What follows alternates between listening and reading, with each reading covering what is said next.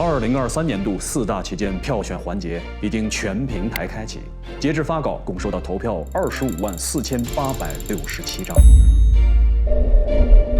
其中人气最高的前4位，他们分别是：联合徕卡是要打造最强影像，小米13 Ultra。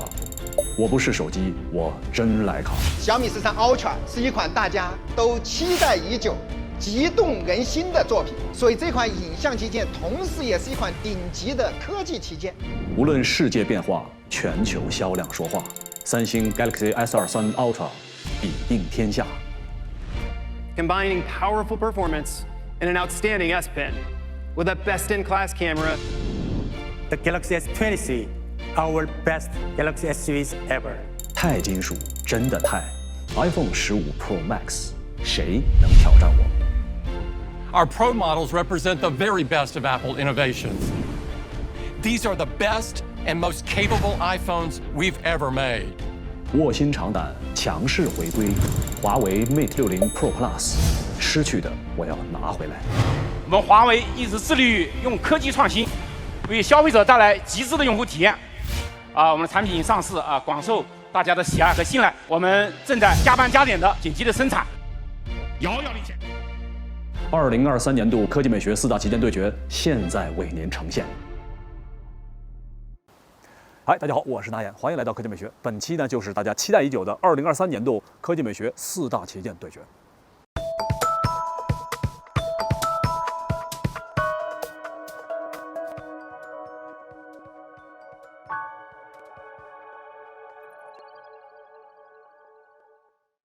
不知道大家是否还记得10年前科技美学4大旗舰第1季节目里边开头出现的这张图片呢？10年间，全球的智能手机市场发生了翻天覆地的变化，很多品牌都逐渐成为了过去式，最终被市场淘汰了。那不知不觉，科技美学4大旗舰节目已经陪伴大家度过了整整10年的时间。10年后的今天，当我们再次来看2023年度的4大旗舰，可以看到国产智能手机呢已经占据了一半的位置。好了，不多感慨咱们一起来看今年的4大旗舰对决。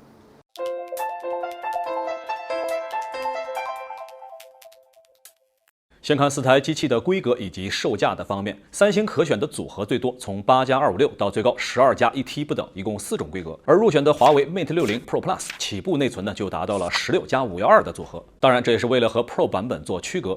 价格方面，小米上市5999元，价格最低，是顶尖旗舰机型入门的门槛最低的。当然，配置方面呢，也只有12+256。再看颜色的选择，那三星这边最多红绿橙黄白灰黑紫，一共是8款配色，这妥妥的调色盘。其他几款机型呢比较常规，通常是黑白安全色，再加主打颜色。由于时间跨度长达1年，几台机器的价格呢也各不相同。小米和三星发布的比较早，到现在已经来到了生涯末期。到1年的时间节点各大电商平台的优惠力度已经比较大了。相比较当初的发售价格，小米这边可以优惠10元到1000元不等，而三星则是更夸张。相比较发售时的价格，我们这台12+256G 版本三方平台降价幅度达到2400元，甚至抢到优惠券的话还能降得更多。估计首发购入的小伙伴已经泣不成声了。而对比近期发售的华为 Mate 60 Pro Plus， 则是你加价都是一机难求的情况，真的是几家欢乐几家愁。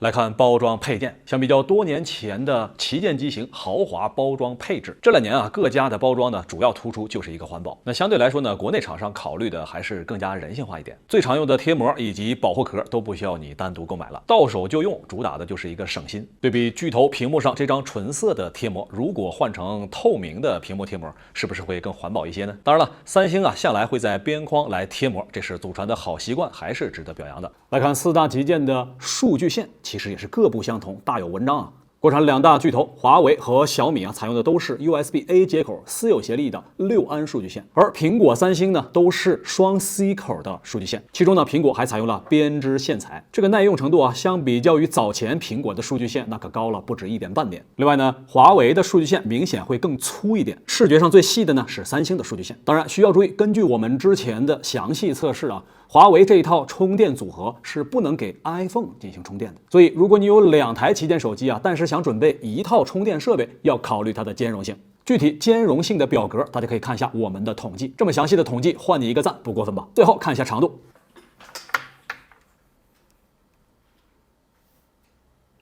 很明显，4家线长各不相同。其中呢，苹果和三星是标准的99厘米，而华为和小米呢则是99.9厘米。也就是苹果、三星两家呢不仅变细了，而且还略短一点。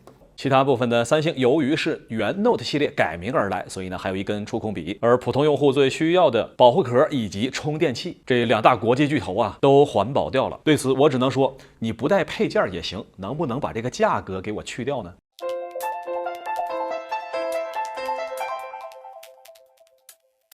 旗舰手机因为不菲的价格啊，换机时间我们希望它更长一点。有的时候设计可能没有多么好看，但是呢，很多人还是会选择。那有一个原因就是旗舰手机主打的就是一个辨识度，让大家能够一眼就认出这个品牌、这个型号、这个价格。至于颜值是不是真的好看，往往还要排在辨识度之后呢。4台机器摆放在一起啊，差别还是比较明显的。相比较去年的4大旗舰啊，苹果、三星背板的 ID 设计不能说是一模一样，只能说是没啥差别。高情商的说呢，就是延续了家族的设计；低情商的说呢，就新增了个颜色。反观小米和华为这边变化呢还是比较明显的。小米的整体设计思路啊，完全是按照徕卡经典相机来进行设计。如果你用手机的眼光看待它啊，可能就错了啊，你得横过来看。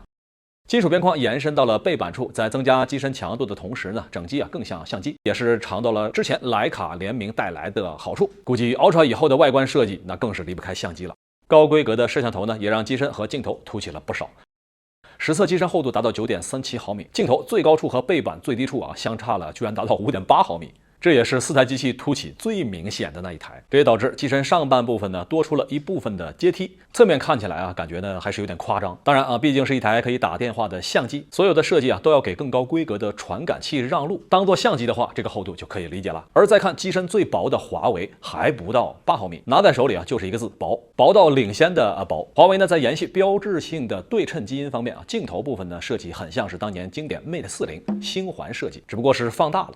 全新的机身结构啊，搭配素皮和金属材质，背面的触感是相当丰富的。玄武一体化机身采用了大面积的金属材质，那整机的重量也来到了225克。结合大面积的金属机身啊，这个重量控制的还算不错。不过呢，华为较宽的机身也是比较少见的了。如果是手小的同学握持起来啊，单手操作呢就会有一些吃力。在设计方面，对比标准的 Mate 系列普通版啊 Pro Plus 的背板呢，辨识度更高。比如我们买到的这台宣白配色当中，这一抹黑色啊，有一种画龙点睛的感觉。微博上有一些网友表示，后面的黑色条带呢两侧不对称。实话实说，我自己最初是没看出来，但是呢，别人一跟你提啊，你就总是忍不住想去看一看，觉得真实可以打标6。所以终于有一天，趁着别人不在，我忍不住去量了量。果然啊，我们手里这一台呢，左右金属黑色半圆印刷的部分确实还是有一点公差，不过相当的轻微。这个部分啊，其实是着色的公差，但是对于强迫症来说还是有点难受。我个人的建议呢，华为在下一代啊，可以采用泼墨设计，就像潇洒的毛笔字划过，可以100%消除公差的影响。于总表示啊，没带来上班，没带。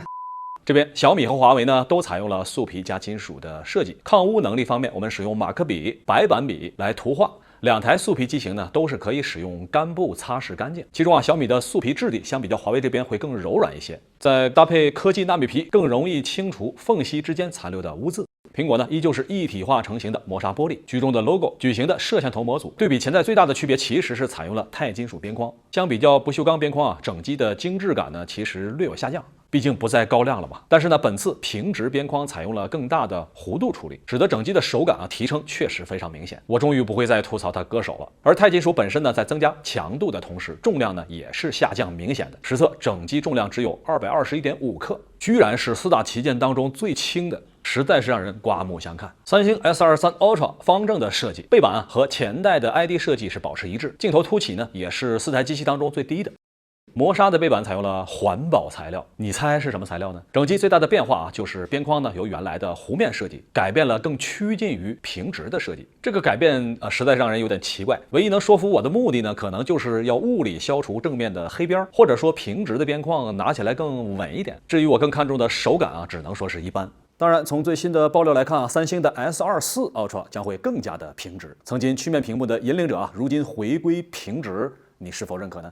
而颜值方面，那三星的 Ultra 系列延续了之前 Note 系列的优秀基因，颜值部分个人觉得仍旧是最能打的那一台。回看这4台机器的正面背面的设计，谁的设计更能让你长时间的使用下去呢？看完外观来看边框功能部分，小米和华为啊在顶部边框处还保留有红外线开孔。iPhone 本次的升级点啊在于把之前的滑动静音按键改成了自定义点按按键，预设有8个常用功能，并且呢保留自定义快捷指令，可以完成更多操作。按键紧实度方面，4台机器苹果依旧传承了分体式的单独音量按键，并且按键部分呢是没有松动的情况。三星这边一样是比较紧实，而华为和小米就表现一般了，侧边音量和电源按键都有不同程度的晃动。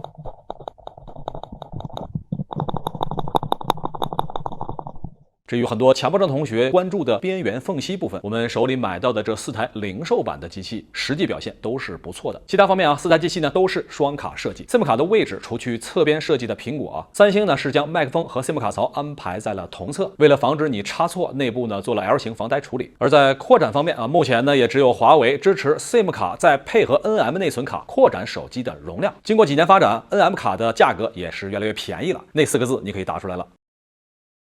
怎样才能加入科技美学的公众微信呢？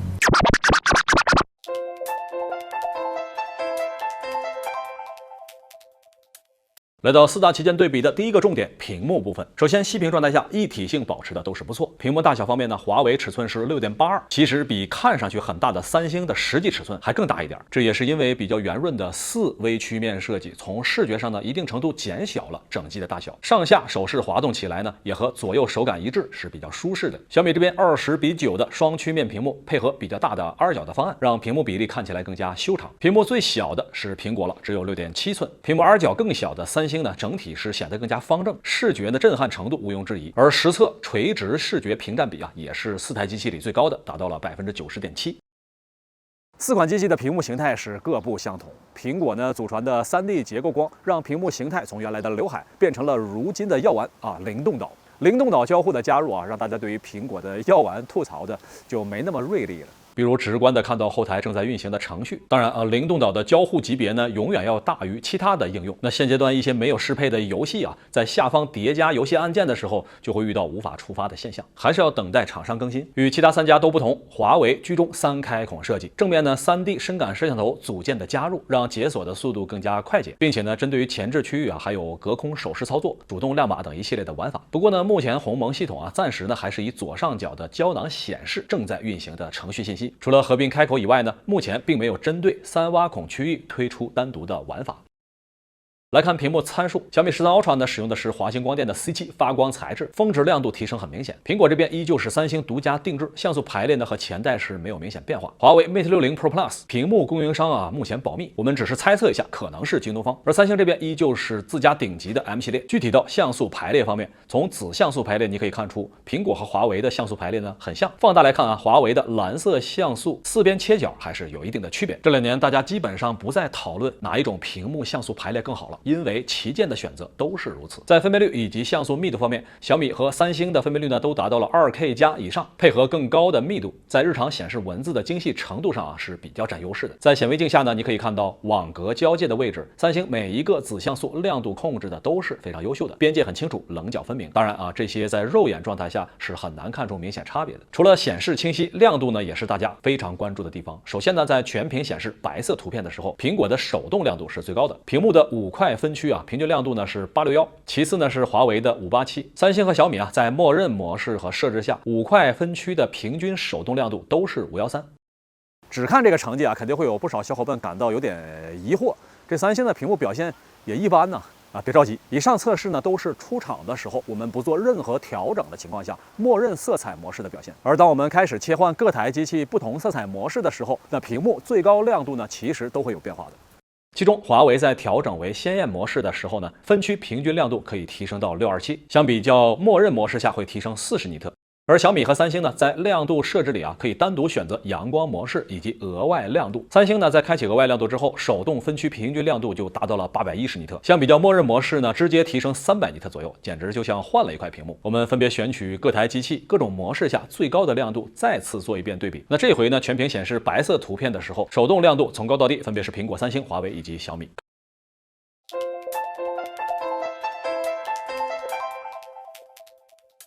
激发亮度方面，我们模拟户外使用手机的场景，在阳光直射的情况下啊，来看一看4台机器它们的亮度表现以及持久性。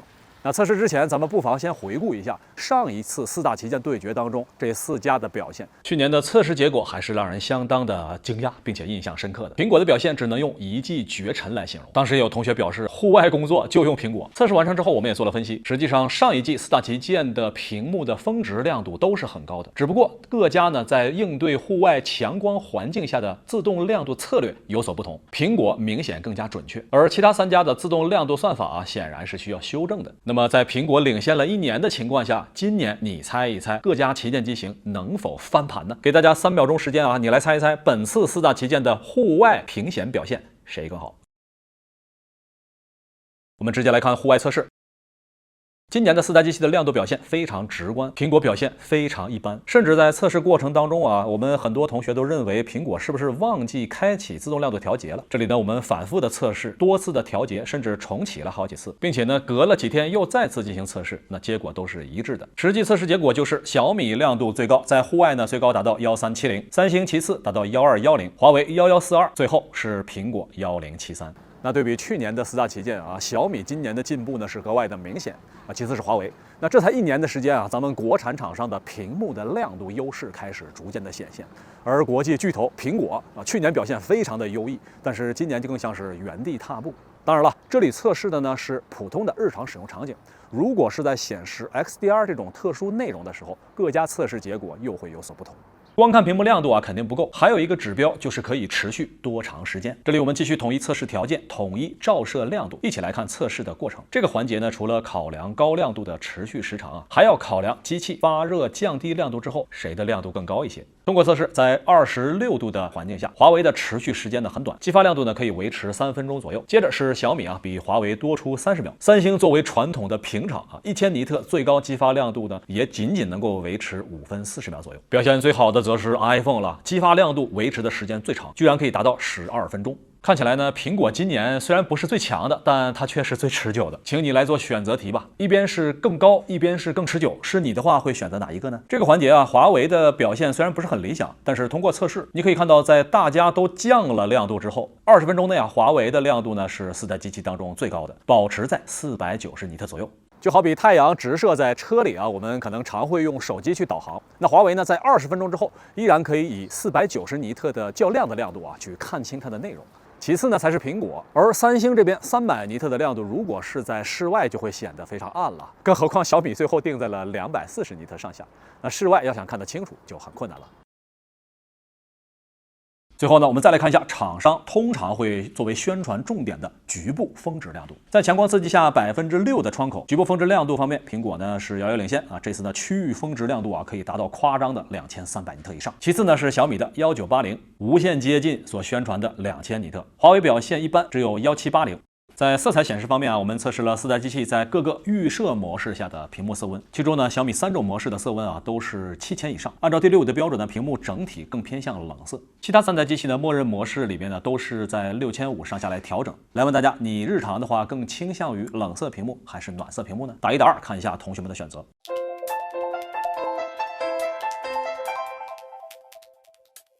关于色彩模式的调节啊，这里要多说一句，小米对于屏幕色彩的管理以及调节选项是最丰富的，可以说将调节的主动权完全交给了用户，可以默认原色模式，还有生动以及鲜艳可选，甚至呢还有高级模式下的3种色彩模式调节，一共是6种预设，包括伽马调节。如果你是专业用户，小米这块屏幕呢可以满足你对于色彩调节的几乎所有的需求了，但是对于新手小白来说就略显复杂。三星屏幕的色彩表现呢也是相当不错，但是户外的情况下，用户观看自身拍摄的样张的时候啊，整个样张的色彩饱和度会随着亮度的提升而大幅度的提升，导致户外比较高亮的场景下，你看那个样张的风格和你室内最终看到的照片啊差别很大，不过很好看就对了。再来看其他的显示效果，首先调回默认出厂设置，我们分别播放一段本地视频还有网络的 HDR 视频，大家可以简单参考，这些素材都是大家日常可以找到的。先不公布答案啊 ，ABCD 4台机器你更喜欢哪一台呢？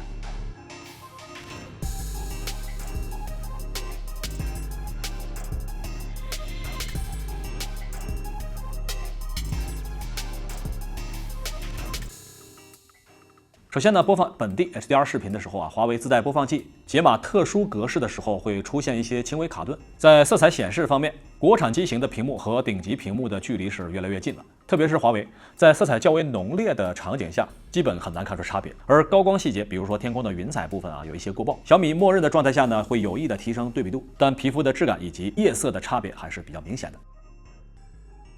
播放网络上的 HDR 视频的时候，具体表现大家可以来参考。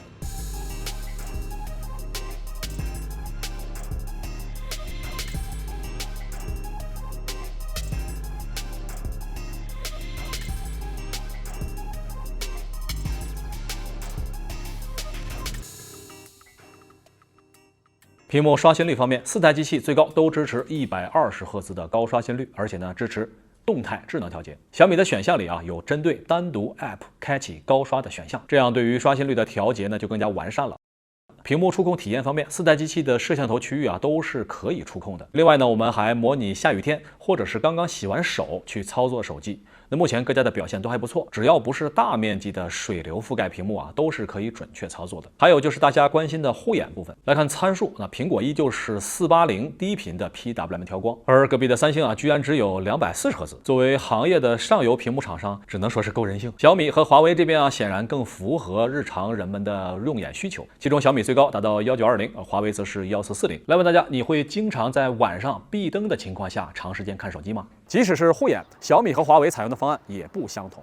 小米呢，在高亮度下采用的是类 DC 调光，而低亮度下呢，则是高频的 PWM 调光。而华为这边高亮度的情况下是360赫兹的低频调光，在亮度降低到一定程度的时候呢，则开始采用高频1440赫兹的 PWM 调光。其实很多旗舰机之所以不去采用高亮度的全局 PWM 调光啊，有一部分原因呢是要保证屏幕色彩的准确性。只能说是两个方面的要求，目前啊很难全都满足。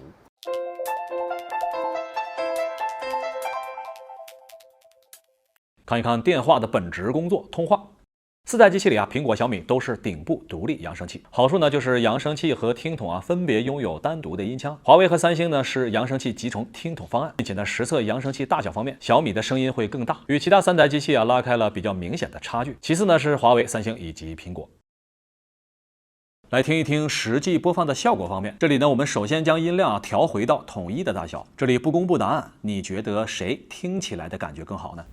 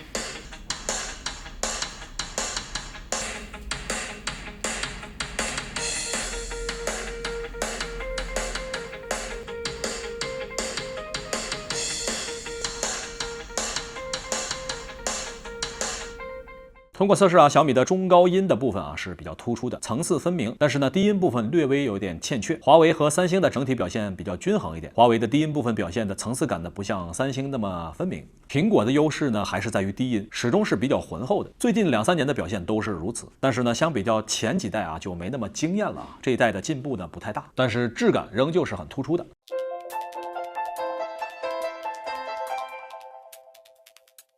在通话的能力方面啊，我们首先测试4台机器在进入地下停车场的时候，看一看它的信号以及通话的质量。我们现在正在测试的是4台机器正常语音通话的一个情况。我们现在使用的是相同的运营商网络，缓缓的进入到地下车库里。在地库口的这个位置，大家可以简单听一下他们的通话质量有没有变化。本年度4大旗舰4台机器，他们在进入到地库的时候，他们的通话质量。本年度4大旗舰4台机器，他们在进入到地库的时候，他们的通话质量本年度旗舰4台机器，他们在进入到地库的时候，他们的通话测试的是本年度4大旗舰4台机器，他们在进入到地库。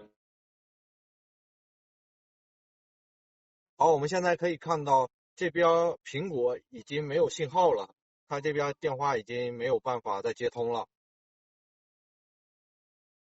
他们的通话到底了，他这边电话已经没有办法再接通了。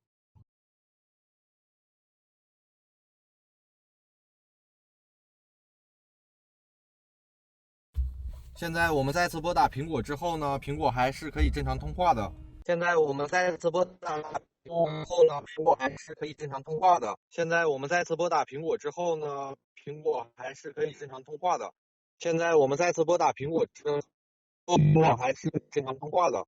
现在我们再次拨打苹果之后，是可以正常通话的。当然，通话降噪也是考量一台手机的最基本的方法。好，我们现在正在测试的是4大旗舰，他们在嘈杂环境下一个通话的质量。好，我们现在正在测试的是4大旗舰，他们在嘈杂环境下一个通话的质量。好，我们现在正在测试的是4大旗舰，他们在嘈杂环境下一个通话的质量。好，我们现在正在测试的是4大旗舰，他们在嘈杂环境下一个通话的质量。现在我周围的车流量是比较大的，然后我的声音刚好正对的是4台机器麦克风的位置，大家可以听一听我说话的声音，大家可以听一听我说话的声音，大家可以听一听我说话的声音，大家可以听一听我说话的声音和周围环境的噪音。好，现在车流量逐渐减少，1、2、3、4、5、6。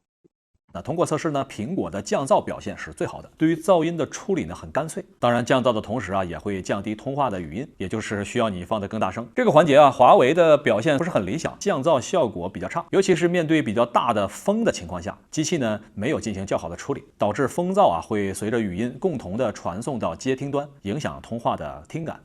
除了打电话的通话降噪，目前我们日常比较多的会使用第三方通话软件，比如说使用微信语音。那我们就在更极端的环境下来看一看他们的通话表现吧。好，那既然户外的风比较大我们就来到室内看一下地头的情况下，美发师呢在给我们用高速风扇在吹的时候呢，大家听一下声音怎么样？我们来这个时候可以谈一谈学习和工作欢迎大家会回到参与的，我们一起呢在比较大的风的情况下呢来聊一聊天吧。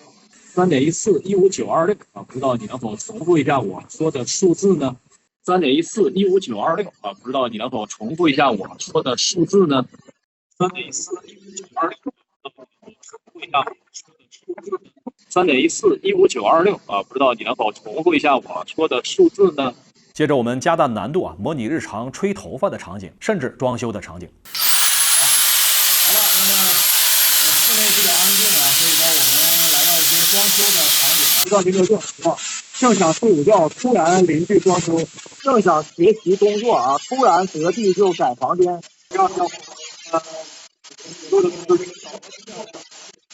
在这个环境下大家就可以安心的谈一谈工作了，也可以跟你的新上小孩，也可以跟你的老婆说一说家里有多少存款。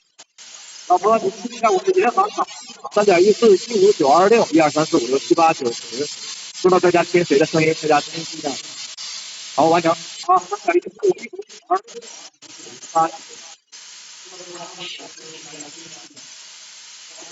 3.14-15926-12345678910。不知道大家听谁的声音，大家听一下。好，完成。3.14-15926-12345678910。不知道大家听谁的声音，大家听一下。好，完成。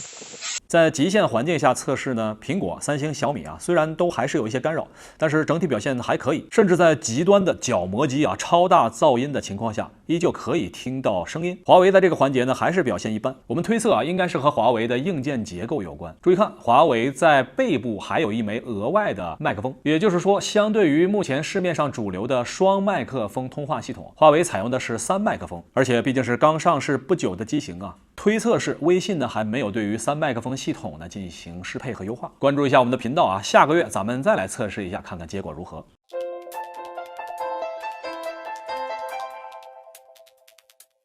触感方面，4台机器啊都是搭载 X 轴线性马达，但从硬件参数上来说呢，苹果呢是没有使用仿生马达，采用的是 SLA， 也就是2代进阶的横向线性马达。硬件体积呢也是4台机器里面最大的，其次呢是三星，在硬件参数上相比较小米会更亮眼。不过呢，小米是在软件方案的调教部分更进一步。华为呢则是采用的入门款，在同系列当中啊也算是可以，但是硬件和其他旗舰机型相比呢就没有优势了。当然，触感也需要算法调试和加持。这里呢，我们模拟日常感知比较明显的输入法，先来一波盲评吧。你觉得 ABCD 谁的表现更好呢？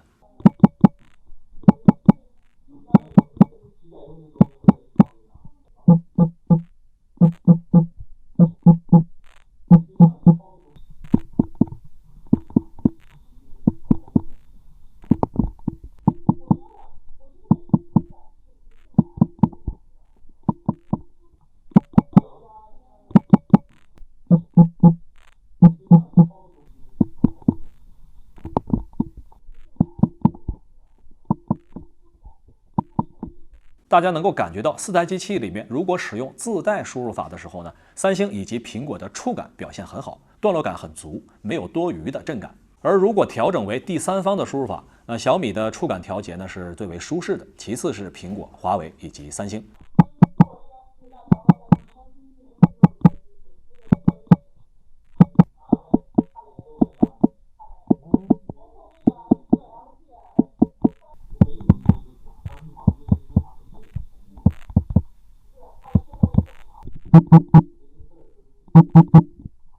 最近2年呢，我们测试了几台三星的旗舰机型，它们对于第三方输入法的适配啊，似乎都不够完善。良好的硬件素质，在使用这些第三方输入法的时候呢，触感觉就是转死马达。华为这边也是因为硬件的限制，在使用自带的输入法以及第三方输入法的时候，触感呢并没有很大的差别。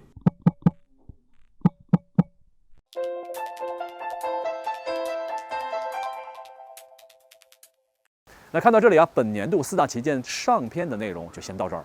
那接下来的中篇还有下篇当中，我们会继续为你带来4台机器在影像方面的超详细对比。别忘了啊，还有全球玩家共同参加的盲评环节。那现在呢，在各大平台的科技美学账号后台回复4大旗舰样章，就可以看到本次的评选链接了。来自全球玩家的共同评选，让我们更加期待今年科技美学4大旗舰的最终结果。我是大岩，这里是科技美学，咱们下期来看结果。